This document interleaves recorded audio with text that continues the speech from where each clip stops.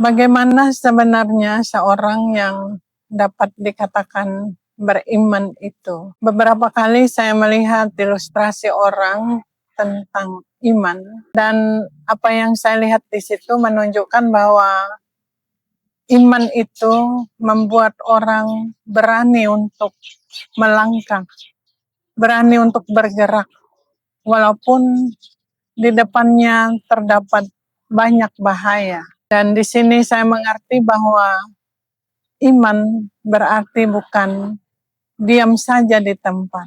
Iman bukan berarti pasrah dan menunggu, tetapi iman berarti berani bergerak, berani berjuang. Dan pengertian itu semakin dikuatkan ketika saya membaca Injil suci menurut Lukas bab 19 ayat 11 sampai dengan 28, di mana Tuhan Yesus memberikan suatu perumpamaan tentang seorang bangsawan yang akan berangkat ke negeri yang jauh untuk dinobatkan menjadi raja.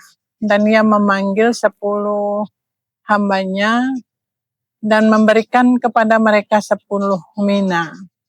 Berarti masing-masing mendapat jumlah yang sama, yaitu 1 mina. Kemudian setelah dia kembali, dia memanggil hamba-hambanya itu. Yang pertama datang dan mengatakan bahwa mina yang diberikan kepadanya telah dia usahakan dan telah berkembang menjadi 10 mina. Yang kedua datang dan mengatakan bahwa dia sudah mengusahakannya dan mina yang diberikannya itu telah menjadi 5 mina.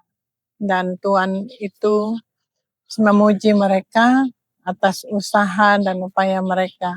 Tetapi datang hamba yang ketiga, dia datang dan mengembalikan mina dalam jumlah yang sama.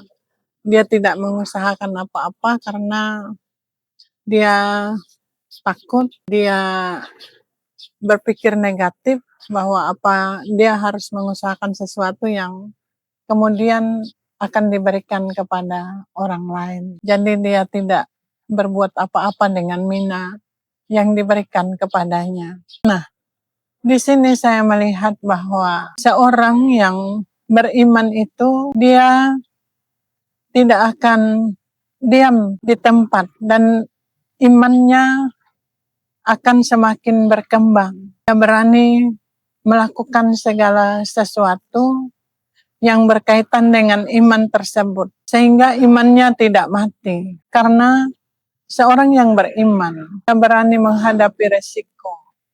Bahkan ketika iman itu menuntut nyawa sekalipun. Itu berarti seorang yang beriman itu tidak ada ketakutan di dalam dirinya. Tidak ada prasangka buruk. Seorang yang beriman itu tulus. Ia benar-benar percaya sepenuhnya. Dia tidak ragu akan apa yang dipercayakan kepadanya. Karena itu ketika orang-orang beriman memenuhi kehidupan kita, maka segala yang baik, segala yang benar, segala yang memberikan manfaat dalam kehidupan akan diusahakan oleh mereka. Tetapi sebaliknya, orang yang kurang beriman atau tidak beriman, dia justru akan diam di tempat dan tidak berani berbuat apa-apa. Dalam pikirannya ada ketakutan, ada keraguan, ada pikiran buruk yang menghalanginya untuk berbuat sesuatu. Sehingga dalam kehidupannya menjadi orang yang apatis, yang tidak punya harapan, orang yang kehilangan jati dirinya, sulit mempercayai dirinya, apalagi mempercayai orang lain. Nah, demikianlah yang kemudian saya renungkan dan bertanya pada diri sendiri, apakah saya benar-benar beriman? Kalau saya memang beriman, apakah hati saya masih dipenuhi dengan ketakutan, kecurigaan, keraguan? Dan jawabannya memang perlu saya renungkan. Ini pelajaran bagi saya untuk hidup semakin beriman, untuk mempercayakan diri sepenuhnya kepada Tuhan. Dan mempercayakan diri sepenuhnya kepada Tuhan berarti saya perlu mempunyai keberanian atau harus mempunyai keberanian untuk melakukan apa yang dikehendaki oleh Tuhan.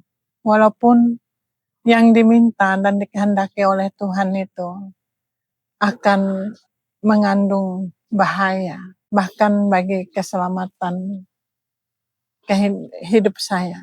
Beriman sampai pada titik tidak takut mati. Jadi itulah yang saya renungkan tentang hidup beriman berarti berani melangkah. Walaupun harus menghadapi berbagai macam kesulitan dan bahaya dalam hidup.